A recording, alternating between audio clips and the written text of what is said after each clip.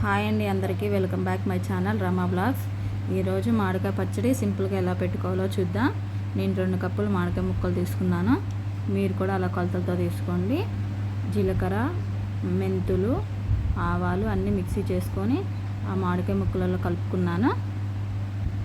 మంచిగా ముక్కలు పట్టేటట్టు కలుపుకోండి. ఎల్లిపాయలు మంచిగా పొట్టు తీసుకొని మిక్స్ చేసుకొని వేసుకోవాలి. టేస్ట్ బాగుంటుందండి. ఇప్పుడు మనం కారం తీసుకోవాలి. సరిపడా కారమే తీసుకోండి. నా ఛానల్ చూస్తున్న వాళ్ళందరూ లైక్ చేయండి, షేర్ చేయండి, సబ్స్క్రైబ్ చేయండి తప్పకుండా. ఇప్పుడు సాల్ట్ వేసుకుందాం. అన్నీ ఆ కప్పుతోనే చూసి కొలుచుకోవాలండి.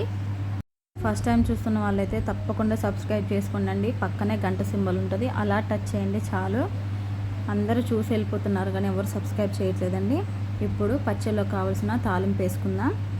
జీలకర్ర, వెల్లిపాయలు, మీకు కావాల్సి ఉంటే తాలింపు గింజలు, ఆవాలు అవి వేసుకోవచ్చండి. నేను అవి ఏమి వేసుకోలేదు. ఇప్పుడు ఆ ముక్కలలో యాడ్ చేసుకోవాలి. చల్లారినాక కలుపుకోవాలండి, లేకపోతే చేదు ఉంటుంది. ఇప్పుడు కలుపుకున్నాం కదండి. 3వ రోజు ఉప్పు తక్కువ ఉంటే కలుపుకోవచ్చు. చూడండి, మామిడికాయ పచ్చడి రెడీ అయిపోయింది. తప్పకుండా అందరూ సబ్స్క్రైబ్ చేయండి, లైక్ చేయండి.